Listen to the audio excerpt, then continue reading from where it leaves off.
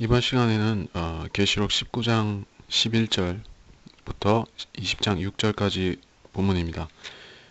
본문 자체는 길지 않지만 교리적으로 중요한 하나하나의 구절들이 매우 중요한 것들이 나옵니다. 우리가 계시록에서 클라이맥스를 이루고 있는 부분이 무엇인가 보자면은 이 11절부터 21절 사이에 이루어질 사건인 것입니다. 성경의 예언의 8, 90%는 이 사건을 기점으로 해서 예언하고 있는 것입니다. 그리고 나머지 대부분은 천년왕국과 천년왕국에 대한 말씀드리고 예언드리고, 그리고 일부 예언들은 초림과 교회 시대에 한 것들도 있는 것입니다. 그래서 이 재림이 얼마나 중요한가, 성경에서 차지하는 교리적인 예언적인 비중이 얼마나 중요한 것인가, 우리가 그것을 항시 잊어버려서는 안 되겠습니다. 그래서 이 장면은 성경에서 재림을 묘사하는 장면들의 조각 퍼즐들을 맞춰서 하나로 보여주는 장면인 것입니다. 구약에도 재림이 나오고 많은 재림 장면들이 나오지만 이사야서라든지 스가랴서 등에서 나오지만은 그러한 재림의 장면들을 하나로 모아서 보여주는 것이에요. 전체적인 그림을 보여주고 있다라는 것입니다. 11절부터 보겠습니다. 또 내가 하늘이 열린 것을 보니 흰 말이 보이더라. 그 위에 앉으신 분은 신실과 진실이라 불리며 의로 심판하고 싸우시더라. 그의 눈은 불꽃 같고 머리에는 많은 왕관이 있고 또한 이름이 기록되어 있는데 그 자신 외에는 아무도 모르며 피에 적신 옷을 입었는데 그의 이름은 하나님의 말씀이라고 불리더라. 또 하늘에 있는 군대들이 희고 정결한 세마포를 입고 흰 말들을 타고 그를 따르더라. 그의 입에서는 예리한 칼이 나와서 그것으로 민족들을 칠 것이요 또 철장으로 그들을 다스릴 것이며 그는 전능하신 하나님이 맹렬한 진노의 포도즙 틀을 밟으실 것이라. 또 그의 옷과 넓적다리에 이름이 기록되어 있는데 만왕의 왕 또 만주의 주라 하였더라. 자, 11절에 흰 말이 보이더라. 자, 두 번째로 흰 말이 등장했습니다. 첫 번째 말은 적그리스도가 타고 등장하는 흰 말이었었고, 이제 주 예수 그리스도께서 재림하실 때 또 흰 말이 등장합니다. 적그리스도가 흰 말을 타고 등장할 때는 그것은 거짓 평화를 뜻하고 있었습니다. 그는 빈 활을 들고 등장했으며 전쟁을 원하지 않는 것처럼 위장하고 나타났었는데, 그런 다음에 이 엄청난 유혈 전쟁이 뒤따랐던 것을 우리가 6장에서 확인했었던 것입니다. 근데 예수님께서는 이 흰 말을 타고 오시는데 이 흰 말은 평화에 앞서서 먼저 공의를 이룬다는 상징인 것입니다. 흰색은 두 가지 의미가 있죠. 평화 혹은 완벽한 의, 공의를 뜻하는 것입니다. 눈처럼 희다는 것은 바로 순수하다는 것이고, 하나님의 공의의 상징은 바로 흰색인 것입니다. 그래서 흰색이라는 것은 두 가지 방면에서 사용되는 색깔이라는 것을 우리가 잊어버려서는 안 되겠습니다. 평화를 상징하는 색깔이 될 때는 그 전쟁에서 패한 군사들이 항복할 때 흰 깃발을 흔든다. 이것은 완전한 항복의 표시로서 그렇게 하는 것이고, 두 번째로 진리와 공의의 색으로서 말할 때는 주님께서 성도들에게 흰 옷을, 흰 세마포를 주신다고 할 때 그 흰색은 공의의 색깔인 것입니다. 자기 성도의 의를 말하는 것입니다. 그리고 사탄이 하나님의 의를 모방하고 그 의로운 척하기 위해서 이 흰 옷 입은 천사처럼 나타날 경우가 있는데, 그것이 바로 빛의 천사로 등장한다는 그 빛의 천사로 자신을 위장한다는 말이 그것입니다. 그래서 사탄도 예수 그리스도를 모방할 때는 흰 옷을 입고 나타날 수도 있고 예수님처럼 나타날 수도 있는 것이에요. 근데 그 적그리스도가 등장할 때 흰 말을 타고, 유독 그 흰 말을 타고 나타났었습니다. 그것이 주는 의미와 주님께서 여기서 흰 말을 타신 의미는 다르다는 것입니다. 주님께서는 이 땅에 먼저 화평보다 의를 이루기 위해서 오신 것입니다. 그래서 이 흰 말은 주님의 의를 상징하는 것입니다. 그래서 하늘에 어떻게 흰 말이나 말들이 있을 것인가? 우리가 일찍이 열왕기하 2장 11절 등에서 보면 엘리야가 타고 승천했던 실제적인 말이 있습니다. 영적인 말이 아니라 하늘에 있는 실제 말인 것입니다. 하늘에는 말뿐만 아니라 여러 종류의 짐승들이 분명히 있을 것입니다. 어쩌면 하늘에 있는 그 말들은 유니콘 같은 것일지도 모릅니다. 그냥 말이 아니라 코에 뿔이 있는 형태의 말인 것이죠.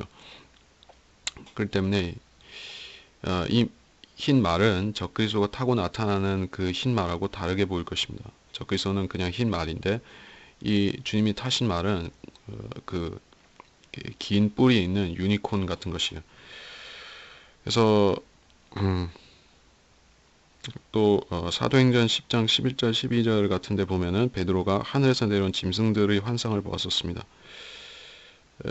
이것이 하늘에 실제 그런 짐승들이 있다는 의미가 될지 혹은 베드로한테만 그렇게 보인 것인지는 모르지만 뭐 하늘에 그러한 여러 종류의 짐승들이 있지 말라는 법은 없는 것이에요. 그래서 이 에덴 동산, 아담과 이브가 살도록 지어졌던 그 에덴에 있는 그 동산에는 각종 짐승들이 기는 짐승들이 살고 있었는데 짐승들이 있었던 그 에덴 동산이 원형이 어디에 있는가 하면 하늘에 있는 것입니다. 하늘에 있는 그 낙원을 배경으로 해서 그것을 원천으로 해서 땅에 낙원을 지으신 것이에요. 그렇다면 하늘에도 비슷한 것이 있다고 해도 과히 틀린 말은 아니라고 할 것입니다. 그래서 우리가 하늘에는 이 셋째 하늘에는 이 죄와 죄성을 제외하고는 죄된 것을 제외하고는 이 땅에 있는 것들이 대부분 다 있다고 보면 될 것입니다. 죄성에서 나온 것이 아닌 이상에는 하늘에 똑같은 것이 다 있는 것이에요. 자, 그래서 이 흰 말을 타고 이분이 신실과 진실이라 불리며 의로 심판하고 싸우시더라. 그분께서는 오셔서 아무도 어떤 그 죽을 죄를 짓지 않은 사람들, 죽어서는 안 되는 사람들을 해치지 않으시는 것입니다. 2억의 군대가 이 팔레스타인 땅에 집결할 것이고 거기서 이 포도즙 틀에 밟히는 포도 알갱이처럼 될 것입니다만은 그 사람 모여든 무리들 가운데서 애매하게 벌을 받는 그리고 죄를 짓지 않았는데 거기서 죽는 사람은 하나도 없는 것입니다. 모두가 그들 하나하나가 전부 하나님과 주 예수 그리스도를 대적해서 거기에 모였기 때문에 또 죽을 죄를 지었기 때문에 심판을 받는 것이에요. 그래서 짐승의 표를 받는 것도 그렇고 그 유대인들을 박대하고 학대하고 그렇게 해서 민족들의 심판이 있는 그 마태복음 25장이라든지 거기서 나오는 상황들도 전부 하나의 그 개인들이 죄를 짓는 것이 결국에 심판의 기준인 것입니다. 자, 우리가 이것을 절대로 혼동하면 아니 되겠습니다. 이스라엘 민족이 구원을 받아요. 환란 끝에 가면. 자, 이스라엘 민족이 민족 단위로 구원을 받습니다. 그러면 그 개인은 중요하지 않은 것입니까? 하면은 중요하지 않은 게 아닙니다. 개인들이 회개하는 것이 결국에는 그 집단이 회개하는 것이 되는 것이에요. 부흥이라는 것도 어떤 집단이 주님 앞에 돌이키는 것이기도 하지만 거기서 개개인이 믿는 사람도 있고 안 믿는 사람도 있을 수 있는 것입니다. 항상 하나님께서는 집단을 중시한다고 해서 개인을 무시하는 게 아닙니다. 그래서 민족들을 이렇게 판단하시고 민족들 가운데서 선한 자들을 왕국으로 보내시고 악한 자들을 불못으로 떨어뜨리시는 그런 판단에 있어서도 주님께서는 개개인에게 물어보시고 개개인들에게 그 적용할 법들을 적용하시는 것입니다. 자, 우리가 그렇게 공의로운 하나님이라는 것을 알아야 되겠습니다. 하나님께서는 아무도 함부로 심판하시는 것이 아니다. 12절에 그의 눈은 불꽃 같고 심판하실 때의 주님의 모습입니다. 그리고 머리에는 많은 왕관이 있고 이 왕관들은 언제 주님의 머리에 씌워졌던 것인가? 주님께서 왕국을 인수하셨던 때가 환란 후반부에 있었습니다. 그래서 주님께서 천년왕국을 받으시는 때가 언제인가?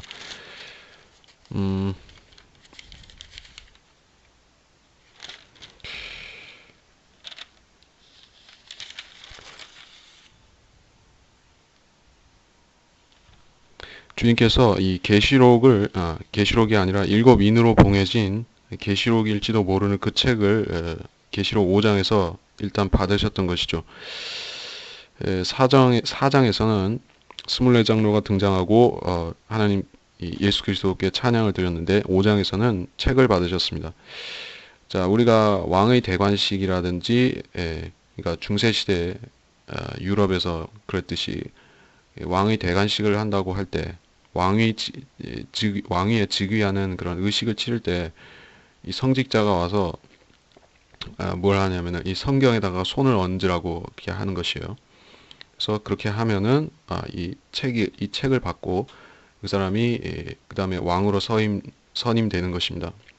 구약 시대에도 왕을 선임할 적에 왕이 취임할 적에 그런 율법책을 가지고 맹세를 했었던 것입니다. 그리고 그걸로 끝나는 것이 아니라 왕은 자기 자신의 구약 성경을 하나 율법서를 베껴서 자기 자신이 그걸 봐야 됐던 것입니다. 왕이 해야 되는 일은 통치하기 시작하면서 해야 되는 일은 율법책을 베껴서 자기 성경을 하나 갖는 것입니다. 자, 그만큼 이 성경이라는 것이 중요한 것입니다. 그래서 주님께서 이 세상 왕권을 취하실 때에도 의식과 절차가 있는 것이에요. 먼저 이 성경으로 자신의 권위를 세우시고 임명받으시고 그리고 신부와 혼인하시고 그리고 왕관을 취하시며 그리고 그 뒤에는 왕관을 취하시며 그리고 나서 이 왕관을 쓴 채로 군대와 함께 재림하시는 것입니다. 자, 이런 일련의 과정들이 있습니다.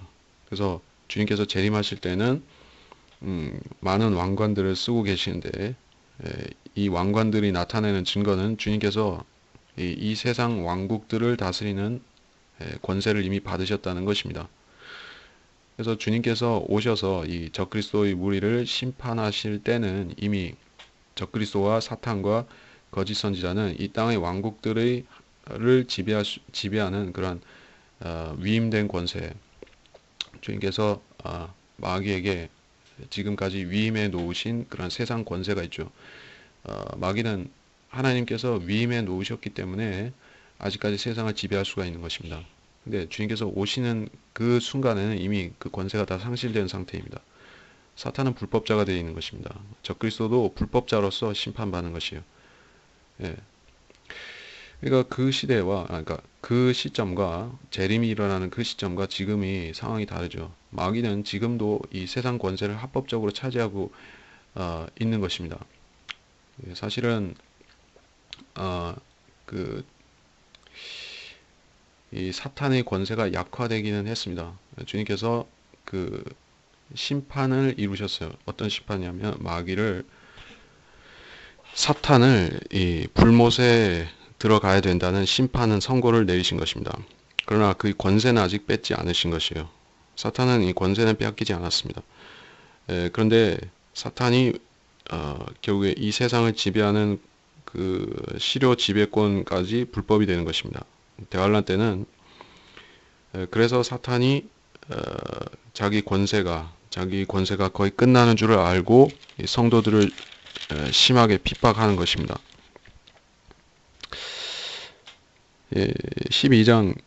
계시록 12장 12절에서 이렇게 말씀하셨던 것이죠.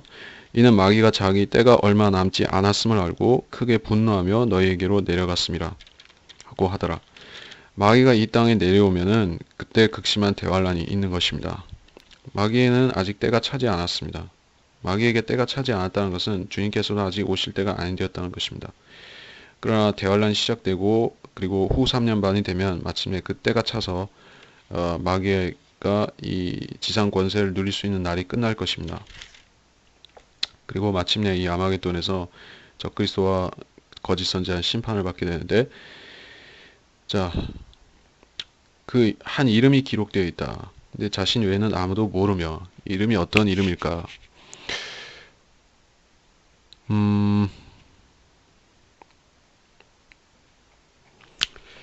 이 뒤에서는 만왕의 왕, 만주의 주라는 이름이 기록되어 있는데 그 이름과는 다른 또 하나의 이름이 있다는 얘기입니다. 그러면 이 12절에서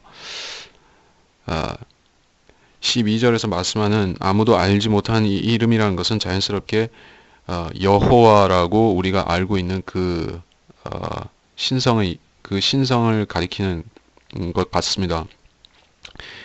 이 이름에 대해서는 우리가 100% 정확하게 발음할 수는 없습니다. 그러나 성경적으로 보면 여호와라는 발음이 그 발음을 실질적으로 의미한다고 보는 것이에요. 반면에 여호와라는 그러니까 정통설 대신에 그 후에 등장한 설이 있는데 야훼라는 것이 또 등장하는 것이에요. 왜 야훼라고 했은 것일까? 사람들이 학문적으로 이게 연구를 하다 보니까 그렇게 했다고 하지만은 실은 딱히 그런 근거가 있는 것이 아니라 사실은 여호와라는 것이 더 설득력이 충분히 있는 것이 성경에 여호와라는 이름에서 파생된 하나님의 성호에서 파생된 많은 여호와 이레라든지 여호와 그런 하나님의 명칭, 하나님의 그 이름들뿐만 아니라 사람의 이름들 가운데서도 여호라는 그런 접도가 들어가는 경우가 자주 있는 것입니다. 그래서 이스라엘 왕들, 이스라엘의 인명록 가운데서 여호로 시작하는 것들이 많이 있는 것이죠. 그래서 그런 걸 볼 때 여호와라는 것은 사실 맞는 것입니다. 근데 하나님께서 그 철자, 히브리어 철자를 안 밝히고 이렇게 그 자음만 표시되게끔 해놓으신 것이에요. 그러니까 알 수가 없습니다. 근데 주님께서는 그 이름이 주님이 그 이름이 주님 몸에 어디에 기록이 되어 있다는 것입니다. 머리에 기록되어 있는지 어디 이마에 기록되어 있는지 어디인지는 모르지만 아마도 여기서 12절에서 말하는 정황상으로 보면 머리나 이마 같은 데 기록이 되어 있는 것이에요. 하나님의 표를 그 인정을 받은 14만 4천 명 같은 경우에는 이마에 하나님의 이름 여호와가 있었었죠. 마찬가지로 주님께서도 그렇게 이름을 갖고 이름을 전면에 표시하고 계십니다.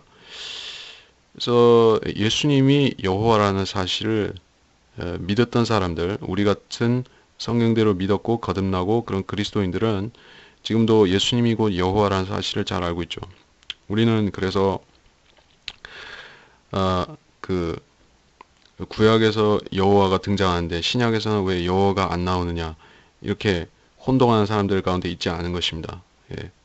구약에서 주라고 불리시는 그분이 신약의 주라고 불리시는 그 여호와께서 바로 신약의 예수 그리스도라는 사실을 우리가 이미 알고 있습니다. 자, 우리는 그래서 이 장면을 우리가 그리스도인으로서 보더라도 의아할 리가 없죠. 근데 구원받지 못한 사람들은 그 알 리가 없고 여호와의 증인들도 모르고 그런 것입니다. 신학자들도 대부분까지는 아니라도 상당수가 모르고 있고 그런 것입니다. 그래서 하나님은 하나님이요, 예수님은 예수님이요, 그렇게 생각하는 것이에요. 여호와라는 명칭은 성부 하나님께만 속했다라고 그렇게 생각하는 사람들이 널려 있는 것입니다. 그렇지 않다. 주님께서는 여호와라는 이름을 갖고 오실 것입니다. 피해 적신 옷을 입었는데 그 이름은 하나님의 말씀이라고 불리더라. 자, 여호와이신 그 예수님께서 또 다른 이름을 가지셨는데 그것은 그분의 고유 명칭이기도 한데 하나님의 말씀, 다른 말로 하자면은 요한복음 1장에서 말씀하시는 그 언급된 바 있는 그 태초에 계셨던 그 말씀이라는 이름인 것입니다. 말씀이라는 영어로는 대문자 워드인데 이것도 주님의 성호인 예수 그리스도의 고유 명칭 성호인 것입니다. 그분은 말씀이라고 불리시는 존재였습니다. 그리고 하나님께서는 성부 하나님의 칭호를 갖고 계시죠. 그리고 그분께서 인간의 육신으로 나타나실 때는 그분께서 독생자라는 그런 이름도 명칭도 이것은 사실 그분의 신분적인 변화를 나타내는 그러니까 육신을 입으심으로 인해서 일시적으로 우리 인간의 위치로 내려오신 것을 말하는 것입니다. 독생자라는 명칭은 그래서 그분의 사역과 관련이 되어 있지 그분의 그 타고난 명칭이 아닌 것입니다. 그분이 사람이 되시기 전에는 독생자가 아니었습니다. 태어난 적이 없으시니까. 태어났다는 것은 무릇 육신적인 출생을 말하는 것입니다. 주님께서 마리아의 태에서 잉태되어 태어나셨으면 그때부터 독생자가 되신 것이에요. 이것도 혼동하는 사람들이 무수히 많지만 특히 존 칼빈도 혼동해서 예수님이 영원전에 독생자가 됐다고 생각하기도 했지만은 틀렸다는 것입니다. 자, 그래서 하나님의 말씀이라는 이름은 우리가 또 친숙한 이름이었다. 그리고 14절에 또 하늘에 있는 군대들이 희고 정결한 세마포를 입고, 희고 정결한 세마포는 성도들이 입는 의복인데 우리가 누가 그것을 입는가에 대해서는 앞서 살펴보았었습니다. 환난 성도들은 누구나 다 이것을 입고 휴거되었으면 이것을 다 입고 올라가 있을 것입니다. 그리고 그리스도인들도 다 이것을 입고 가 있을 것입니다. 그리스도인들 가운데서 이 아마겟돈 전쟁에 참여하지 못하는 사람은 아무도 없을 것입니다. 그들은 모두 흰 세마포를 입고, 환난 성도들도 모두가 흰 세마포를 입고 이 무리에 동참해서 내려오는 것입니다. 이 전쟁은 주님께서 아주 중요하게 생각하시는 것이에요. 우리가 그리스도인들이라면 이 지상 생애를 살면서 누구든 크거나 작거나 간에 영적 전쟁을 경험해 보았을 것입니다. 이 거듭난 사람 가운데서 영적 전쟁을 전혀 경험 안 하고 살 수 있는 사람은 한 명도 없습니다. 아무리 구원받고 나서 하는 일이 없었다 할지라도 영적 전쟁은 반드시 겪게 되어 있어요. 그래서 우리는 이 땅에서 칼과 창을 쓰지 않는 영적 전쟁을 해왔었습니다. 그리고 마귀는 보이지 않는 영적 불화살을 날려서 우리를 괴롭게 하고 실족시키기도 했었던 것입니다. 그래서 우리는 영적인 존재인 마귀에 대적해서 영적인 전쟁과 싸움을 싸우고 있지만은 이것으로 끝나는 것이 아니라는 것입니다. 하나님께서는 우리한테 의도하신 목적이 실제적으로 우리를 천사들이 하는 이 역할, 임무를 우리한테 주시려고 하는 것입니다. 이제까지 성도들이 해야 할 그런 자리를 천사들이 하고 있었습니다. 그래서 앞서 12장에서 우리가 보았었지만은 하늘에서 전쟁이 있을 적에 미카엘과 그의 천사들이 싸워가지고 사탄의 천사들과 3분의 1에 해당하는 사탄과 그의 천사들을 내쫓는 것입니다. 그때는 분명히 하늘에 있는 진짜 오리지널 천사들이 싸워서 그렇게 이겼습니다. 하늘의 전쟁은 그렇게 했는데 이제 땅에서 심판하는 전쟁에서는 그 하늘 미카엘 군대와 미카엘과 그 군대인 천사들이 하는 것이 아니라 예수님과 예수님의 형상으로 빚어진 교회, 또 이 환난 기간 중에 예수를 믿고 율법을 지킨 그 환난 성도들, 구속받은 환난 성도들을 군대로 삼아서 그들을 통해서 이 전쟁을 싸우시는 것입니다. 자, 그런 차이점이 있다. 주님께서는 천사들을 데리고 그러니까 오리지널 원래 천사들을 데리고 강림하신 것이 아니라 천사같이 변화된 우리 그리스도인들을 사용하셔서 전쟁도 하시고 또 심판하시고 또 재림도 그리고 재림 이후에 천년왕국도 세우시면서 우리에게 통치권을 나눠주시기까지 하는 것입니다. 그래서 오는 세상은 천사들에게 맡겨주신 것이 아니라고, 천사들에게 맡겨지지 않았다고 히브리서에서 말씀하고 있습니다. 예. 하늘에 있는 군대들이 흰 말들을 타고 그를 따르더라. 예. 그들도 예수님과 동일하게 공의의 속성을 이 심판에 있어서 공의롭게 하는 것입니다. 우리는 이 땅에서 공의가 무시되고 불의가 행행하는 것을 수없이 보게 되는데 그리스도인들 가운데서도 공의를 붙들어야 할 때 불의를 붙잡는 사람들이 많이 있습니다.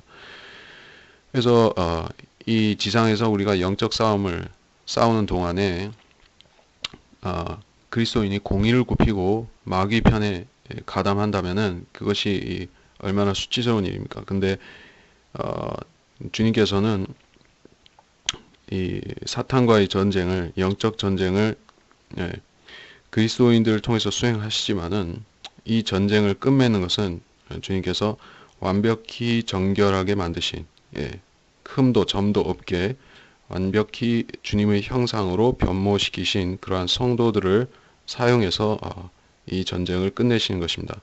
영적 전쟁으로 이어져 왔었고 이제 실제적 전쟁으로 남아있는 그 아마겟돈 전쟁을 공의롭게 만드신 그 새로운 육신, 의로운 육신을 가진 그 교회 시대 성도들을 군사로 삼아서 무찌르시는 것입니다.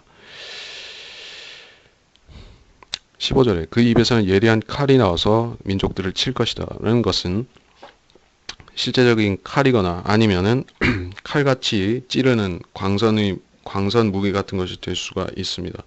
어느 쪽이든 간에 이 칼이나 칼같이 보이는 레이저는 그것이 꿰뚫는 대상을 완전히 용해시키고 또는 태워버리고 완전히 파멸시키고 분해시키는 그런 놀라운 능력을 가진 것입니다. 그래서 이와 유사한 것을 우리가 찾는다면은 중성자 탄이 있죠. 인간이 만든 그 핵무기 종류들이 여러 가지 있지만은 수소 폭탄도 있고 뭐 일반적인 핵폭탄도 있고 또 중성자탄이 있는 것이요. 이 중성자탄이라는 것은 가장 무서운 무기라고 하는 것이죠. 그래서 이것은 인명살상만에 특화된 무기라고 하는 것이죠. 하나님께서는 어쩌면은 중성자탄 비슷한 효과를 내는 이 무기를 사용하시는 모양입니다. 말씀이라는 것은 주님께서 필요하신 대로 여러 가지 모양으로 빚어서 무기로 만들 수가 있는 것입니다. 그래서 주님께서는 만물을 창조하신 주님께서는 심판의 도구도 자유로이 선택하실 수가 있는 것이죠. 그래서 우리가 스가랴서에서 보게 되면 그 유명한 구절에 그 심판하는 대상들을 일시에 썩게 만들어버리는 무시무시한 도구가 나오는 것입니다. 제가 그 구절을 잠깐 찾아보고 가도록 하겠습니다.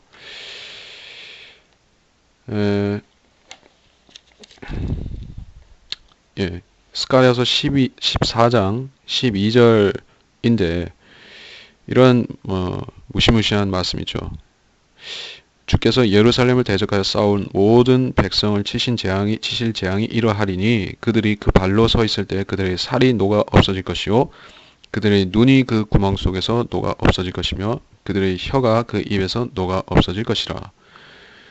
자, 이렇게 삽시간에 그 용해시켜 버릴 수 있는 정도의 무기가 무엇이 있을까?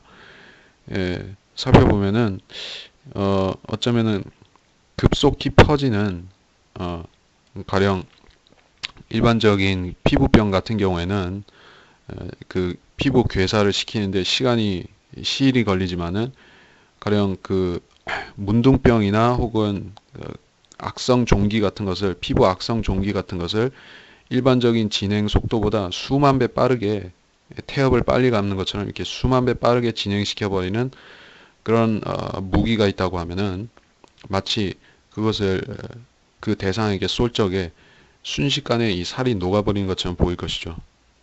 이런 비슷한 것은 우리가 어떤 데 나오는가 생각해 보면은 공포 영화 같은 데도 나오고 예전에 미이라라는 그 헐리우드 영화죠. 미이라라는 거기 영화에서도 나왔었던 것 같습니다. 미이라 속편들 말고 그 1편 원편에 보면은 그 이모텝이 그 자기 희생자들을 그렇게 죽여버린 것이죠. 그리고 또 어디 나왔었던가 생각해 보면 그 인디애나 존스 그 성배를 찾으러 가는 그 인디애나 존스에 보면은 또 이 잘못된 이 성배를 잘못 선택하고 마신 그 독일 군인이 이렇게 삽시간에 이게 쪼그랑 바가지가 돼서 죽어버리죠. 그리고 또 그리스 신화 같은 그 그리스 신화를 다룬 영화에도 하나 나오는 것 같은데 아무튼 이 비슷한 이야기가 많이 있죠. 그러니까 삽시간에 그 사람을 완전히 그 노화시켜서 죽여버릴 수도 있고 뭐 여러 가지 방법이 있습니다. 방법은 많습니다. 그래서 중성자탄이라고 꼭 특정할 것은 아니지만 그런 식으로 이거는 그냥 사람을 산채로 하나의 분해시켜버리는 무기 같은 것이에요. 핵무기보다도 사실 더 무섭습니다. 자, 이걸 잘 보니까 스가랴서 14장 12절 자세히 다시 한번 보면은 살이 녹아버리고 눈이 녹아버리고 뭐 혀가 녹아버리고 한 걸 보니까 무슨 연체 조직, 그 피부나 근육이나 살 이런 거 위주로 해버리는 것 같습니다. 뼈 같은 거를 이렇게 녹이지 않는 것 같아요. 연부 조직만 이렇게 발라내듯이 이렇게 처리해 버리는 것 같습니다. 이게 그 마치 엑스레이 광선이 투과할 때 이 해골 모습이 되듯이 그렇게 해골만 남고 살은 다 날아가 버리는 것이에요. 아주 무서운 것이죠. 그래서 이 심판이 지나간 자리에는 이 군대들이 처음에 군대들이 있었던 자리에 이 해골 무더기 이 인체 표본 그러니까 인체 전시회를 이렇게 열어놓은 거 해골 전시회를 열어놓은 것 같이 이렇게 해골들만 산을 이루고 있는 것입니다.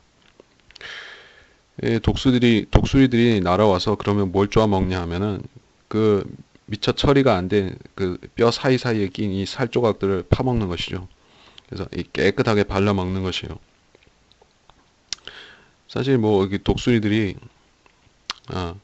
독수리들은 그런 그 부스러기 처리하는데 이 전담반들이죠. 시체 처리에 있어서 독수리들은 그런 존재들입니다.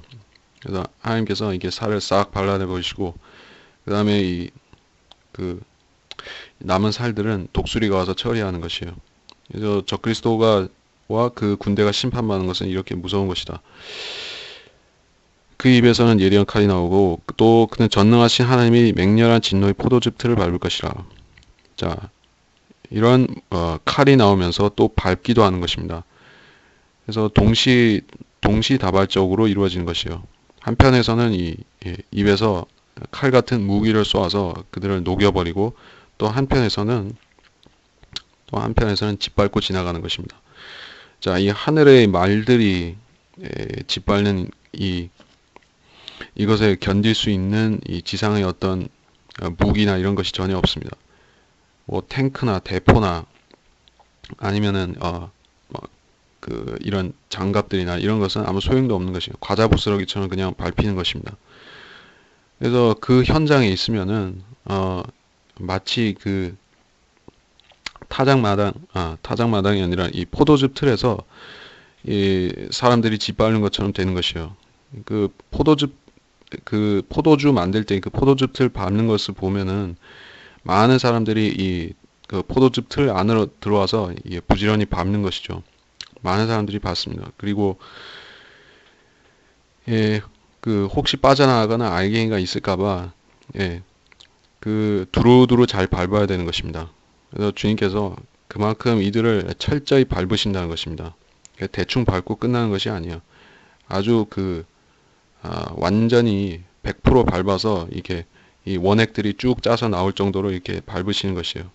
왜냐하면 주님께서는 이 땅을 정화시켜야 되니까 이 피를 깨끗이 흘려버려야 되니까 이렇게 남겨놓지 않고 밟으시는 것이에요. 그러면 이 악인들의 피는 고스란히 바다로 요단강 타고 저 바다로 흘러 들어가고 남은 찌꺼기들은 이 독수리들이 와서 잘 해결하는 것입니다. 그의 옷과 넓적다리 이름이 기록되어 있는데 만왕의 왕 또 만주의 주라 하더라. 자, 주님은 주님을 기념하는 많은 성호들을 갖고 있습니다. 구약의 하나님께서는 여러 가지 성호들을 갖고 계셨죠. 여호와와 얽힌 성호들이 있었는데 그것들은 모두 이 사람들, 그분의 성도들과 관련되어서 하신 어떤 일들을 나타내는 것이었습니다. 그래서 이 여호와라는 이름은 나는 곧 나니라에 해당하는 그 이름인데 이 I am이라는 것 뒤에는 모든 것이 다 붙일 수가 있습니다. 근데 여기서는 이 I am 뒤에 하나가 중요한 의미가 붙었는데 만왕의 왕 만주의 주라는 의미가 붙었습니다. 통치자라. 이것이 그의 옷과 넓적다리에 이름이 기록되어 있습니다. 자, 이 주님께서 천년왕국에 오셔서 통치하시면은 그의 원수들을 포함해서 땅의 모든 통치자들과 높은 자와 낮은 자들이 주님 앞으로 나와야 됩니다. 나와서 그분께 절대 복종하고 왕으로 섬기는 의미로서 이 발에다가 키스해야 되는 것입니다. 발에다가 뽀뽀해야 되는데 그러면은 그 발에다 키스하고 일을 하면 가장 먼저 무엇이 보이는가 하면은 이 넓적다리에 있는 이 글씨가 보이는 것이에요.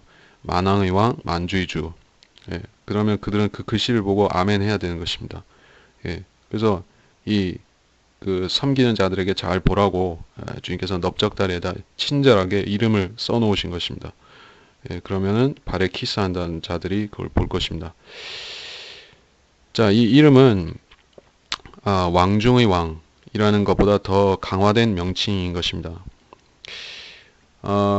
여기서 King of all kings 그리고 우리가 그 의미를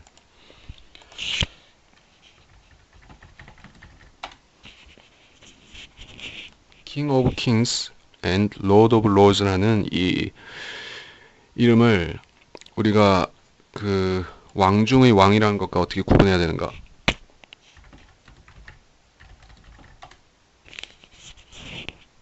다니엘서에 보면은 느부갓네살을 왕중의 왕이라고 불렀습니다.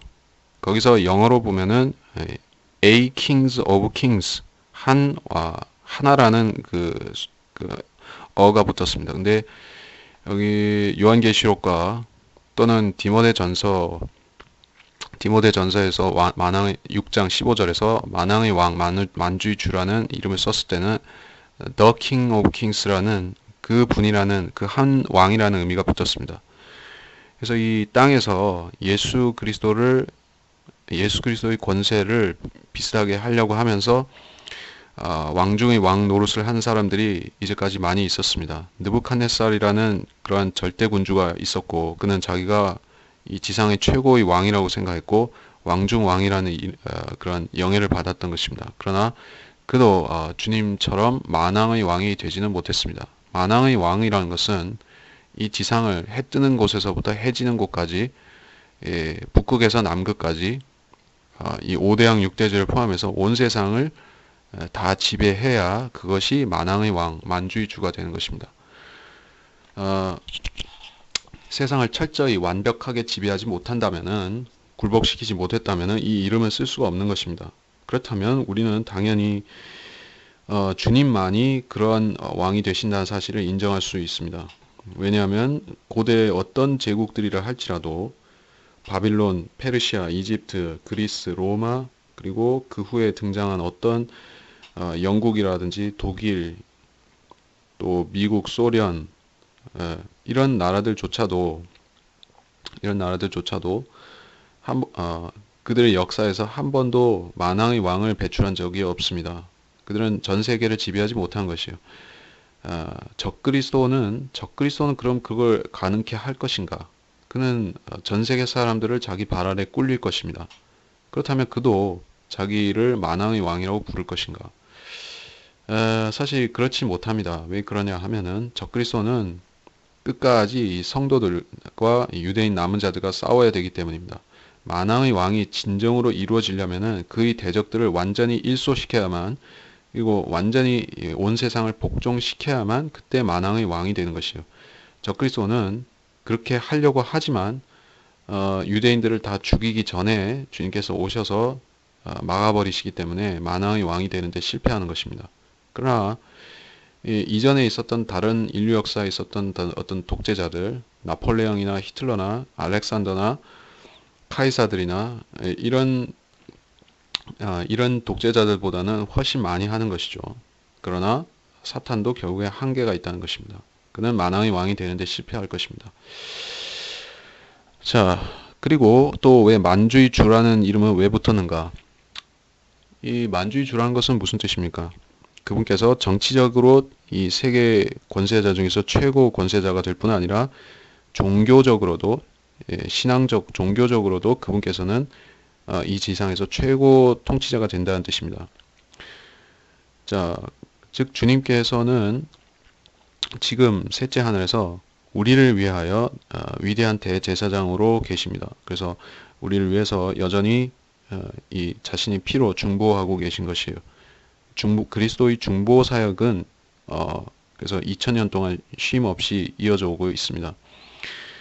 이 땅에 있는 자기가 제사장이라고 주장하는 어떤 거짓 종교들, 로마 카톨릭과 같은 종교가 있음에도 주님께서는 여전히 유일한 신실한 한 대제사장이신 것입니다. 그러면 주님의 대제사장 사역, 그 직분은 주님께서 이 땅에 오시면은 그걸로 종결되는 것입니까? 종결됩니까? 라고 묻는다면 종결되지는 않습니다. 왜냐하면은 주님께서 이 땅에 오시면은 물론 왕으로 통치하시지만은 그분의 밑에서 다스리는 그 존재들 있죠. 그리스도인과 환난 성도들. 그들은 무엇이라고 불립니까? 왕 같은 제사장. 우리는 왕 같은 제사장 혹은 환난 성도들은 왕들과 제사장. 이런 식으로 왕이기도 하고 제사장이기도 하고 이렇게 명칭을 공유한다는 것입니다. 이중 칭호를 갖는 것이요. 자, 주님께서도 여전히 제사장으로 계실 것입니다. 그래서 이 땅에 계시는 주님께서는 여전히 대제사장이 되시는 것입니다. 그래서 이스라엘의 제사장들이 있고 사실은 그 율법 시대에는 인간 대제사장이 있어서 그 직분을 수행했고 또 아론의 자손들이 대제사장과 제사장을 했지만은 천년왕국 시대가 되면은 사실 아론의 아들들 중에서 대제사장이 또 나올 것인가? 아니면 주님께서 친히 이스라엘의 대제사장으로 계실 것인가? 대제사장이면서 동시에 왕인 셈이죠. 이것은 좀 더 연구해 볼 필요가 있겠습니다만은 일단 주님께서는 대제사장이라는 직분을 완전히 그만두시는 것은 아닙니다. 가령 근데 한 가지 제사장과 그 왕은 영구성을 가진 영구한 직분이 될 수가 있습니다. 이거는 어떤 상황에서 패하지 않는 것이요. 상황이 바뀐다고 이거는 없어지는 게 아닌데 선지자라는 직분 자체는 이거는 예언과 관련된 것입니다. 예언. 그래서 이 선지자 직분은 그 지금도 존속하고 있습니다. 사실은 예언이 아직 종결되지 않았기 때문에 재림에 관한 많은 예언들이 아직 종결 안 되었기 때문에 선지자가 패하지 않은 것이요. 그래서 모세와 엘리야도 다시 나타날 수 있는 것이 예언이 패하지 않았기 때문에 가능합니다. 근데 실제로 예언이 패하게 되는 시점은 천년왕국이 시작되면은 예언은 완전히 끝나는 것입니다. 그때가 되면은 더 예언할 수가 없습니다. 그래서 선지자라는 존재는 그때가 되면 더 필요하지가 않은 것이요. 네. 자, 그런 차이점이 있습니다. 이 선지자와 제사장과 왕이라는 이 삼중의 직분이 있는데 그 중에서 선지자라는 것은 제한적입니다. 시대가 끝나면은 이 시대가 끝나면은 6천년의 인류 역사 끝나면은 거기서 끝나는데 반면에 제사장과 왕은 계속 있는 것입니다. 그렇게 봐야 되고. 자, 무슨 얘기하다가 여기까지 왔는가? 그래서 만왕의 왕, 만주의 주라고 했을 적에 그것은 주님의 그 왕과 제사장으로서의 이중 권위를 대제사장으로서의 이중 권위를 말하는 것입니다. 17절에 또 내가 보니 한 천사가 해에 서 있는데 그가 큰 음성으로 외쳐 하늘 한가운데로 날아가는 모든 새들에게 말하기를 와서 위대하신 하나님의 만찬에 다 함께 모여 왕들의 살과 최고 대장들의 살과 용사들의 살과 말들과 그 위에 탄 자들의 살과 자유인이나 종이나 작은 자나 큰 자나 할 것 없이 모든 자의 살을 먹으라고 하니라. 또 내가 보니 그 짐승과 땅의 왕들과 그들의 군대가 그 말탄 분과 그의 군대에 대적하여 전쟁을 하려고 다 함께 모였더라. 그러나 그 짐승이 잡히고 짐승 앞에서 기적들을 행하던 거짓 선지자도 그와 함께 잡혔으니 그는 짐승과 더불어 그 짐승의 표를 받은 자들과 그의 형상에 경배한 자들을 속이던 자라. 이 둘이 유황으로 불타오르는 불못의 산채로 던져지더라. 그리고 그 남은 자들은 말 위에 앉으신 분의 칼, 즉 그의 입에서 나오는 칼로 살해되니 모든 새들이 그들의 살로 배를 채우더라.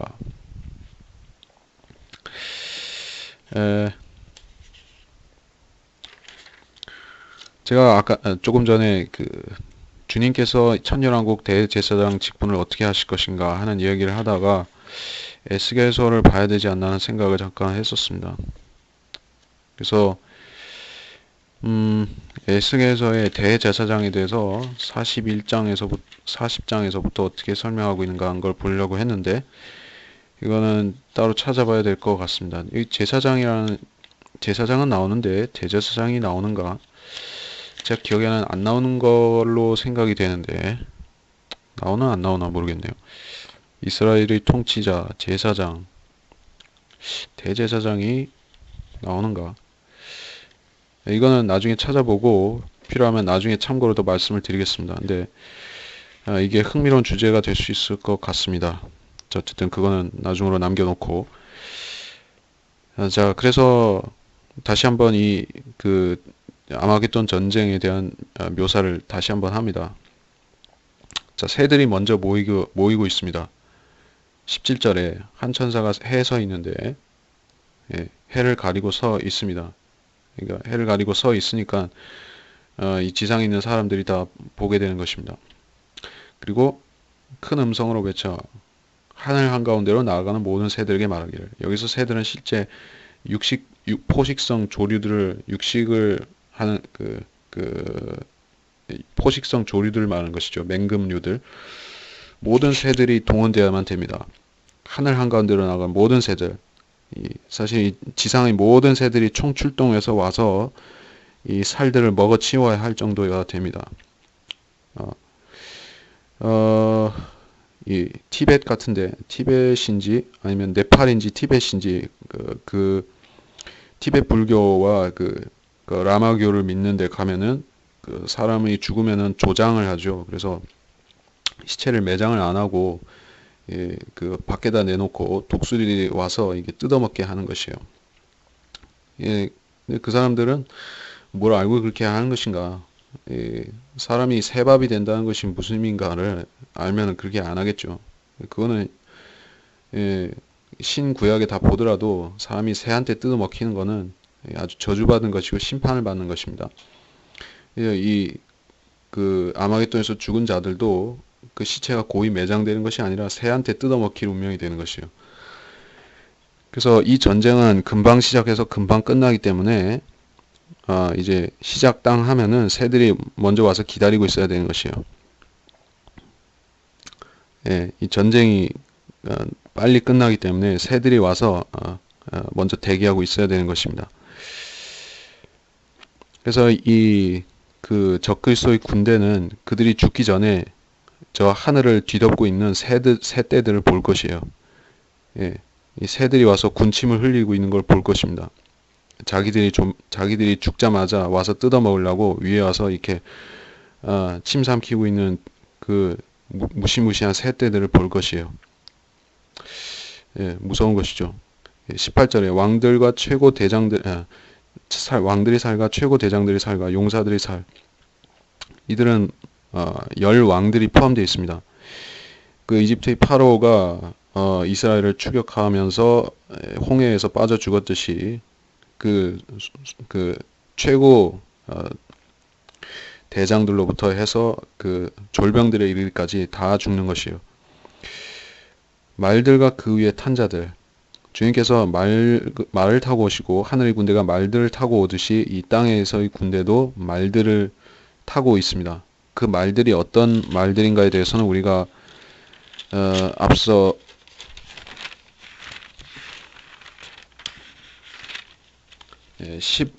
계시록 9장에서 계시록 9장 16, 17, 18 이런 데서 보았듯이 9장에서 보았듯이 이 말들은 어느 정도는 초자연적인 말들인 것입니다. 그래서 이 세상 사람들이 볼 때는 사람의 3분의 1을 죽일 정도로 막강한 그런 군대였지만은 하늘에서 내려오는 이 말에 대해서는 대항할 수가 없는 것이에요. 그래서 이 말들조차도 시체가 되어서 같이 먹히는 것입니다. 말고기도 먹히는 것이에요. 우리가 초자연적인 말같이 보였었습니다. 아까는 9장에서는. 근데 이 말들조차도 같이 먹히는 것입니다. 그런 거 보면은 이들이 전적으로 어떤 영적인 존재만은 아닌 것이에요. 지옥에서 올라왔으면은 그게 무슨 마귀나 그 유령 같은 것이냐 하면은 유령의 말은 아니고 실제 이 살이 먹힐 수가 있는 말인 것이에요. 자, 이것은 우리가 깊이 생각해 봐야 될 그런 조금은 미스테리가 아닐 수가 없습니다. 성경의 계시록에 보면은 지하에서 올라오는 최소한 두 가지 존재가 있죠. 적그리스도와 거짓 선지자를 제외하고도 두 가지 존재가 있습니다. 그것은 우리가 7장, 8장 6장에서 보았던, 우리가 6장이 아니라 9장에서 보았던 그 무시무시한 메뚜기 떼, 그리고 9장 후반부에 나오는 이 말들은 출처가 명시되어 있지는 않습니다. 근데 이 메뚜기들은 땅 밑에서 올라왔다고 말하고 있습니다. 예, 이쪽이나 이 메뚜기들이나 말들이나 초자연적인 성격을 가졌기 때문에 둘 다 지하세계와 연관이 있으리라고 보는 것이 합당합니다. 그러면 그들이 지하에서 올라왔는데 어떤 존재들로서 올라오는가? 이 지하세계에 어떤 존재들이 있는 것인가? 거기에 마귀들이 있고 어떤 이 땅에 있는 말 비슷한 짐승들도 있는 것인가? 이건 우리가 상상하기가 힘든 것이죠. 우리가 지하세계를 가본 적이 없죠. 주님께서만 친히 가보셨던 것입니다. 주님을 제외하고 이 지하세계, 지옥이라는 곳에 몸소 갔다가, 혼이 갔다가 거기서 다시 나온 사람이 없는 것입니다. 아무도 지옥에 갔다가 나온 사람은 없습니다. 주님밖에는 없는 것이요. 그러니까 주님은 알고 계시지만은 우리는 지하세계에 구체적으로 무엇이 어떻게 있는지 모르는 것이죠. 거기에 불과 유황이 있고 거기에 혼들이 고통을 받고 있다는 것은 아는데 구체적인 정황이 어떻게 되는지, 무슨 마귀들이 있는지 그런 걸 잘 모르죠. 그들이 속성이 어떠한지 이런 걸 모릅니다. 모르니까 우리가 이런 것을 결론을 짓기는 어렵지만 어쨌든 근자에 있는 어떤 현상들, CERN이라는 이 입자 가속기 실험 같은 걸 통해서 여러 가지 이야기들이 있는데 이 지하 세계에 있는 그런 영적인 존재들을 이 물질 세계로 초청하는 것이다. 뭐 그러한 이야기가 있죠. 그들이 여기로 나올 수가 없는 이유가 여러 가지 있을 것입니다. 주님께서 막아 놓으셨고 이쪽 질서를 침범할 수 없도록 막아 놓으셨을 것이요. 사실은 땅 밑에 있는 존재들이지만은 그래서 그들이 순수 영적인 존재라고 하면은 영이라고 하면은 악령들은 사실 그 땅 속에 있다 해도 나올 수가 있죠. 영적인 그러한 쇠사슬도 있고 영적인 감옥도 있습니다. 영적인 열쇠도 있는 것이요. 그래서 이런 영과 물리적인 영적인 것과 물리적인 것을 그렇게 교집합으로 갖는 존재들, 지하 세계에 있는 존재들 우리가 완벽히 이해할 수는 없습니다. 그리고 어쨌든 계시록은 땅 밑에서 올라오는 실제적인 존재들이 있다고 우리한테 말해주고 있다. 그 정도로 넘어가야 될 것입니다. 깊은 구렁의 열쇠와 큰 사슬 이야기는 이제 좀 이따 할 것이기 때문에 거기서 하겠습니다. 살을 먹으라. 그래서 이 말들도 먹힙니다. 19절에 또 내가 보니 그 짐승과 땅의 왕들과 이 군대가 주님과 대적하려고 모였습니다. 자, 우리가 앞서 봤죠. 그래서 이 독수리들과 이 맹금류들이 모여서 이 하늘을 날고 있는데 군대가 그제서에 모이고 있는 것이에요. 그들은 자기들이 최후를 이미 알고 있을 것입니다. 20절에 그러나 짐승이 잡히고 짐승 앞에서 기적들을 행하던 거짓 선지자도 그와 함께 잡혔으니 이 둘이 잡히는데 이 둘이 먼저 잡히고 남은 자들이 살해된다. 그렇게 묘사가 되어 있습니다. 여기서 약간의 어려운 점이 무엇인가 하면은 이 적그리스도 비슷한 존재가 나중에 잡히는 것처럼 보이는 장면이 있어요. 어디냐면은 그걸 찾아보겠습니다.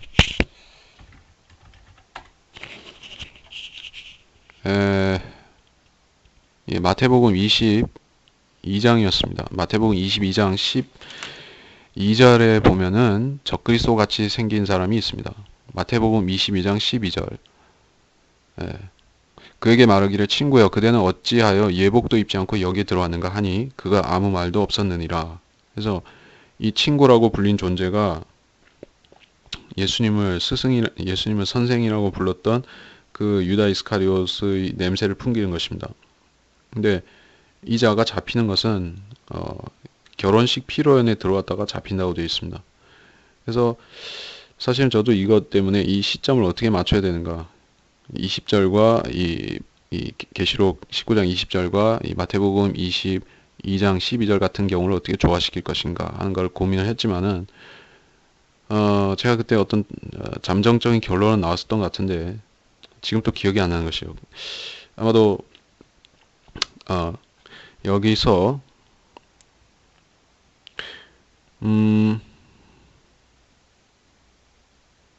여기서 20절과 21절을 가령 시간 순서대로 읽느냐 아니면은 개개의 사건으로 보느냐 거기에 따라서 달라질 수도 있다고 봅니다. 근데 좀 조심스러운 이야기인 것이 여기서 확실히 그 서로 연결되어 있는 것 같이 보이는데 말입니다.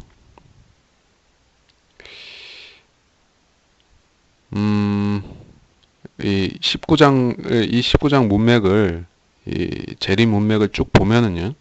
사실은 이 19장 전체적으로 보면은 그 영어에서 보면은 end로 계속 이어지고 있어요. 19장 1절에서 end로 시작해서 3절에서 또 end, 4절 end, 6절 또 end 이렇게 이렇고 하는데 한 가지 보자면은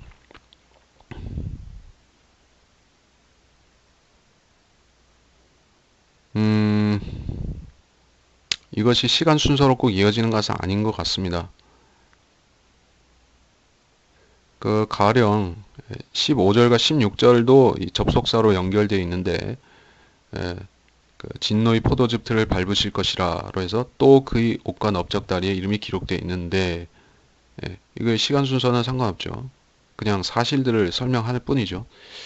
또 내가 보니 16절과 17절 또 내가 보니 한 천사가 서 있는데 자 이것도 이 16절까지 내용을 시간적으로 이어받아서 하는 얘기는 아닙니다.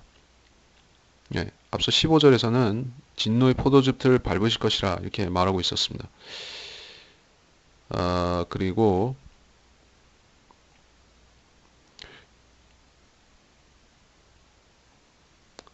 자 어쨌든 이 분위기 전체를 보면은 엔드 접속사로 이어지지만은 시간 순서가 아닐 수도 있을 것 같습니다. 그렇게 보자면은 얻고자 하는 결론은 이것입니다. 20절과 21절이 꼭 시간 순서로 결속되어 있는 것은 아닐지도 모른다. 그렇다면 20절에서 그 짐승이 잡히고 거짓 선지자가 잡히는 것이 꼭 이 21절보다 앞서 일어나야 되는 사건은 아닐 수도 있겠다 하는 것입니다. 만일 시간 순서대로 봐야 된다면은 적그리스도와 거짓 선지자가 먼저 잡히고 그러고 나서 적그리스도의 군대가 전멸되는 것입니다. 그렇다고 하면은 우리가 앞서 보았던 이 마태복음 22장 12절 같은 경우가 미스테리로 남을 수가 있겠죠. 문자적인 적그리스도로 보기가 힘들어지겠죠.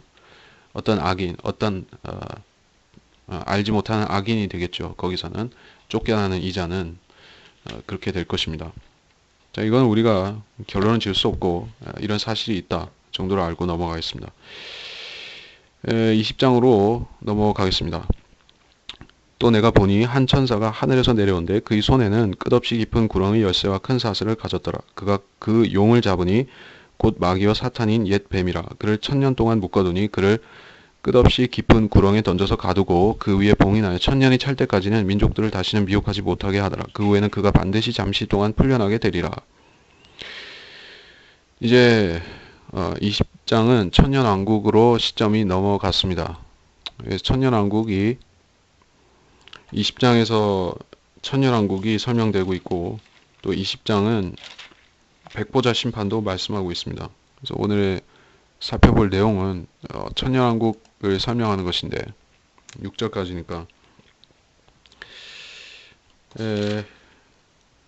그렇죠. 7절부터는 곡과 마곡의 전쟁으로 이 천년왕국 끝부분에 도달하는 것이요. 그래서 20장 1절에 보면 끝없이 깊은 구렁의 열쇠와 큰 사슬이라는 말이 나오는데 우리가 이것이 그 지하 세계를 말하는 것이라고 알고 있으면 됩니다. 근데 그곳에는 열쇠가 있고 큰 이 사슬이라는 것이 있다. 대체 이 사슬이 뭘까? 사람들이 사탄을 묶을 수 있는 사슬이 있는가? 이것은 욥기에 보면은 하나님이, 그러니까 사람이 만든 어떤 도구도 사탄을 제어할 수가 없는 걸로 되어 있습니다.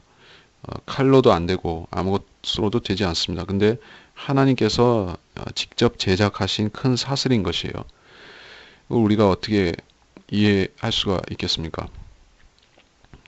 예, 물리적으로는 그런 것을 만들 수가 없습니다. 예, 사탄은 이 우주에서 예수 그리스도 다음으로 강력한 존재인 것입니다.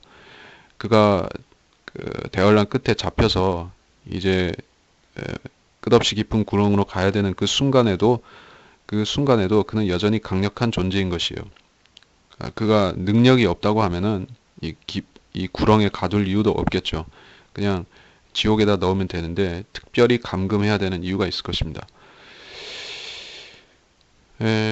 그래서 이 사슬이 무엇일까? 문자적인 사슬일 수도 있고 아니면 영적이고 문자적인 것이 결합된 사슬일 수도 있습니다. 그래서 이걸 이해하기가 워낙에 힘들기 때문에 제가 아는 어떤 사람은 이거를 블랙홀이라고 이렇게 설명하는 경우도 보았었습니다. 블랙홀이라. 사실 블랙홀이라는 것은 사슬, 묶는 개념이다라기보다는 빨아들이는 개념에 가깝죠. 이 사슬은 그, 그 안에 있는 존재를 구속하는 묶는 것입니다. 묶어야 되는 것이에요. 근데 블랙홀이라는 것은 사실은 어떤 물리적인 아주 그 피저블한 형태로 만질 수 있고 이렇게 다듬을 수 있는 그런 피저블한 형태로서 이렇게 만들기는 좀 어렵죠. 생긴 것 자체는 어떻게 보면 요새 그 블랙홀과 관련된 영화가 있었는데 거기 인터스텔라라는 데 보면은 블랙홀이 요새 최신 이론에 따라서 빛을 내는 블랙홀이 나오고 있죠. 예. 여기서는 이 사슬이 빛을 내는지 어떤 그 검은 것인지 흰 것인지 그런 걸 알 수가 없습니다. 우리가 의문은 그 정도로 남겨놓고 한 가지만 확실히 알고 넘어가면 되는데 하나님께서는 영적인 존재를 묶을 수 있는 영적인 사슬을 갖고 계시다는 것이에요. 자, 그것이 만져지지 않기 때문에 영적이라는 의미가 아니라 영적인 존재를 구속할 수 있는 사슬이라는 것입니다. 예, 그렇습니다. 2절에서 그가 그 용을 잡으니 마귀요 사탄인 옛뱀이라. 그 이름이 그 마귀이고 사탄이기도 합니다. 그래서 이 개역 성경이 잘못된 영향으로 인해서 사람들은 마귀에 대해서도 그렇고 사탄에 대해서도 잘못된 생각을 많이 갖고 있습니다. 심지어 마귀와 사탄이 똑같은 존재라는 걸 모르는 경우도 있고 마귀는 귀신이고 사탄은 타락한 천사고 이렇게 알고 있는 경우도 허다한 것이에요. 사실은 마귀는 귀신이라고 불리지 않습니다. 성경 어디에도 이 마귀들을 귀신이라고 하지 않았었습니다. 귀신이라는 것은 사람으로 오인되는 그러한 말하자면 마귀들이 사람으로 오인되게끔 나타날 경우에 귀신이라고 부를 수도 있죠. 그래서 사람들은 우리의 옛날에도 뭐 다양한 귀신들과 도깨비들과 처녀 귀신들, 물귀신 그러한 귀신들이 있죠. 근데 그런 귀신들이 실제 하느냐 하면은 실제 그런 게 아닙니다. 만약 그런 영적인 존재들이 자기 실체를 드러낸다면 그들은 분명히 마귀로 보일 것입니다. 예, 그들은 실제로 마귀들입니다. 그리고 몸을 잃어버린 타락한 영들인 것이에요. 그래서 그 영들은 섬기는 자가 있는데 바로 그가 마귀들의 두목인 그 마귀인 사탄인 것입니다. 그래서 마귀와 마귀들의 관계를 우리가 이해할 수 있어야만 됩니다.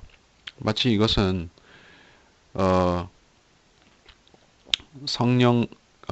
이것은 그 마귀와 사탄, 그러니까 이 마귀와 마귀들의 관계는 마치 그 여왕벌과 일벌들의 관계하고 비슷할까?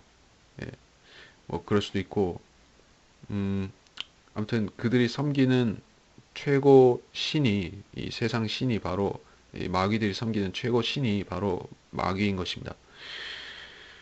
그래서 이들이 하는 일들이 비슷하고 속성이 비슷하고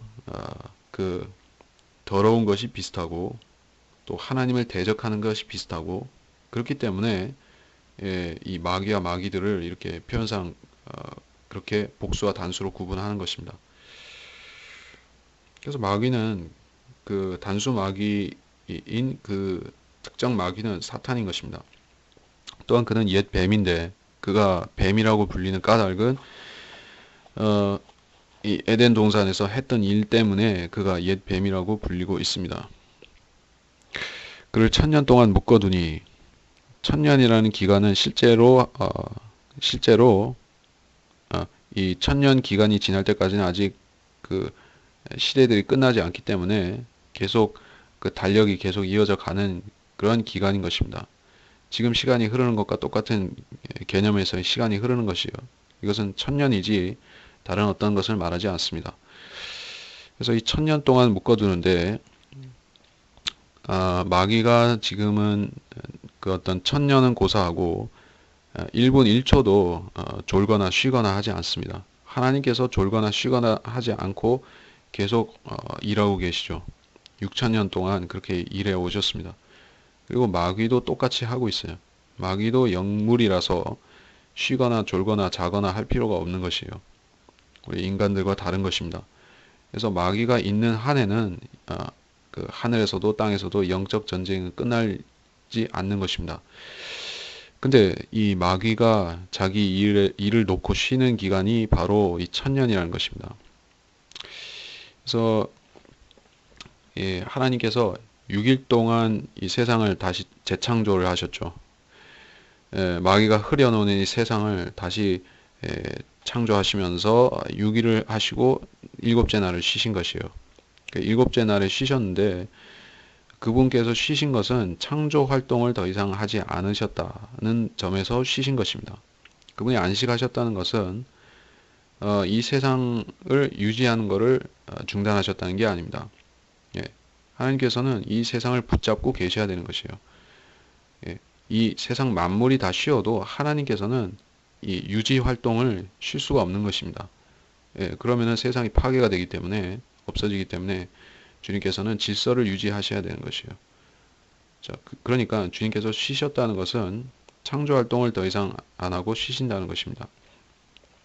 이것이 나타내는 바는 무엇인가 하면은 이제까지 6000년이라는 기간 동안에 주님께서 가장 공을 들여서 일하신 분야 쪽이 무엇입니까?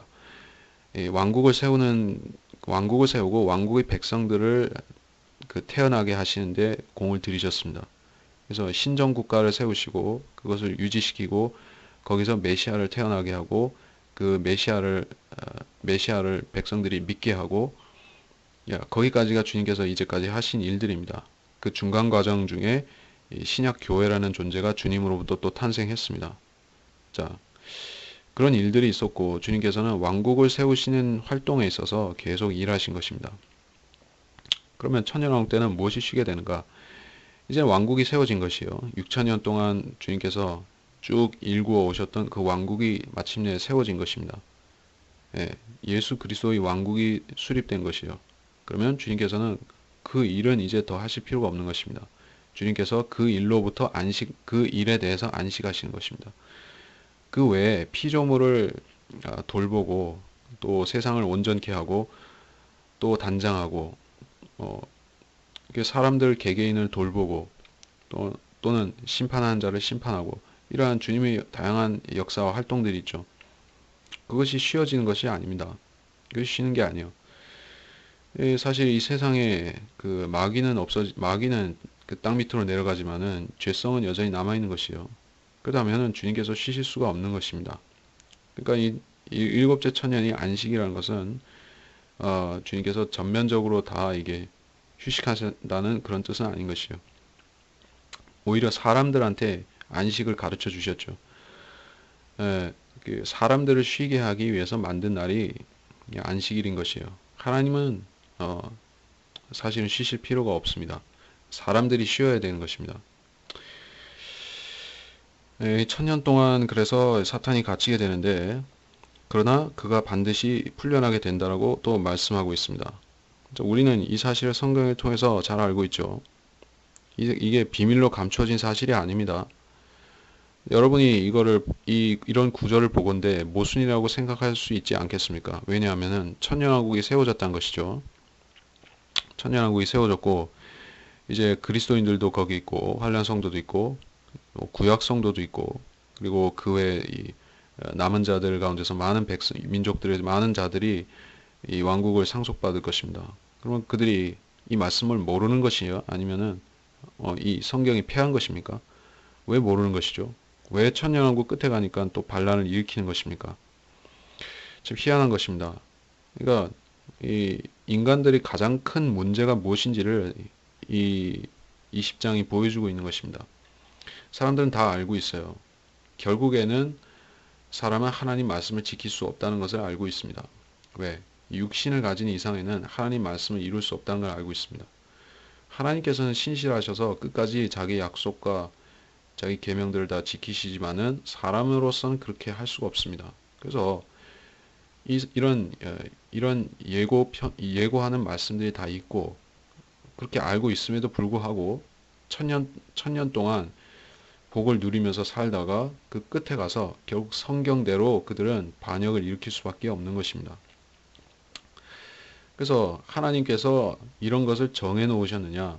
그들이 반드시 타락해서 멸망할 수밖에 없게 심판받을 수밖에 없게 이 천년왕국 때 그런 그 사람들을 그렇게 정해 놓으신 것인가 하면은 그런 것이 아니라는 것입니다.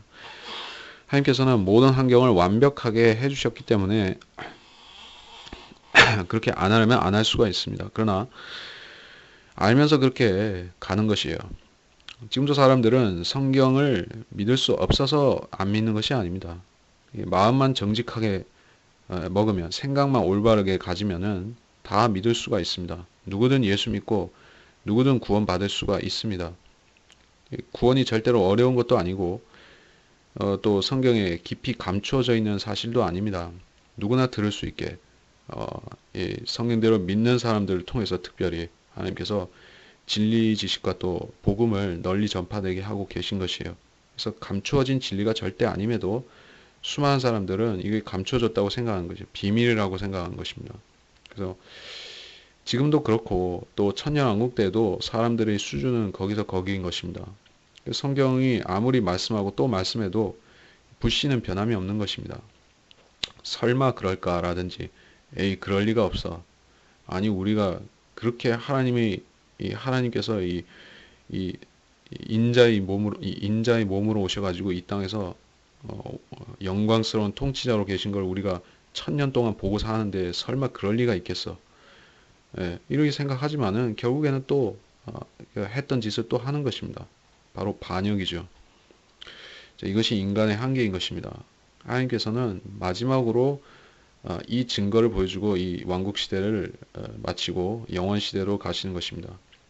왕국 시대의 끝이 보여준 것은 결국에 인간은 하나님이 아니라는 것이에요. 인간이 아무리 뛰어나다 해도 결국에 예수 그리스도의 형상이 되는 것, 형상이고 그런 예수님이 몸이 되는 것 이상으로는 더 이상 바랄 것이 없습니다. 인간으로서는 또 육신을 가진 인간으로서는 하나님 없이 이 세상을 좋게 만들 수도 없고 스스로 독자적으로 헤쳐나갈 수도 없습니다. 만일에 하나님께서 제2, 제3의 사탄을 허락하신다면은 사람은 또 반역하게 되는 것이에요. 예. 여러분이 알아야 되는 것은 그래서 우리의 위치, 이 거듭난 그리스도인의 위치가 독특하다는 것을 또 알아야 되겠습니다. 지금 우리는 이 육신 안에서 살고 있는 동안에는 어떤가 하면 천년왕국 끝에 반역하는 그 사람들과 똑같은 이 혈육을 가진 그런 성정을 가진 그런 똑같은 사람입니다. 우리 이 땅에서 사는 동안에 얼마든지 구원받았으면서도 하나님 앞에 죄되는 일들, 죄송스러운 일들, 배은망덕한 일들, 사악한 일들을 도모하거나 할 수가 있습니다. 우리도 알아야 되는 것이요. 하나님께서 책임져 주시지 않으면은 하나님께서 끝내 주시지 않으면은 사람은 결국에 이 죄의 연결고리를 못 끊는 것입니다. 하나님께서 해 주셔야 되는 것이요. 여러분이 자기 의지로 선하게 살려고 애써도 결국 안 되는 이유는 성경이 이렇게 보여준 것입니다.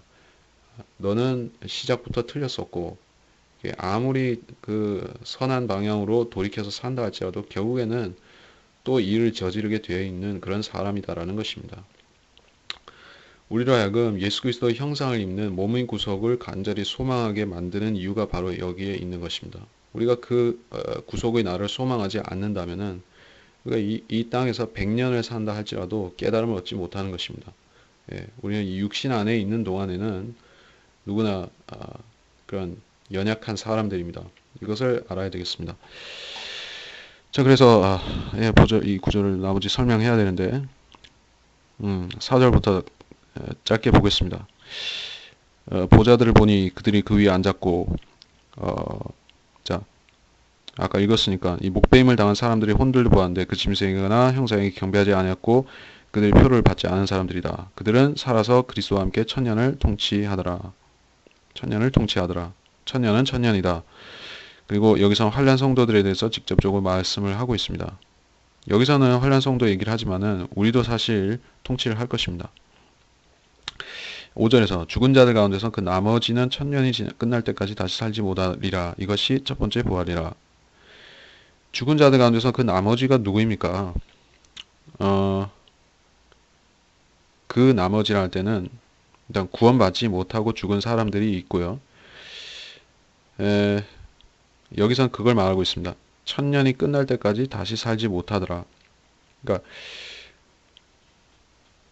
여기서 다시 살지 못하리라 하는 이 존재들은 이미 죽은 사람들을 말하는데 사실은 천년왕국이 시작할 때 그 환란이 끝나고 천년왕국이 시작할 때 거기에는 구원받은 사람들은 다 들어가서 사는 것입니다. 즉 구약 성도들도 일단 다 부활했습니다. 예, 그 환란 성도들도 그렇고 그리스도인도 그렇고 일단 이제까지 시대에서 구원받은 사람은 다 이게 일어난 것이에요. 그들이 몸의 속성은 다 틀리지만은 인간적인 몸을 가진 사람도 있고 예수님 같은 몸을 가진 우리도 있고 하지만은 어쨌든 다 부활한 것이에요.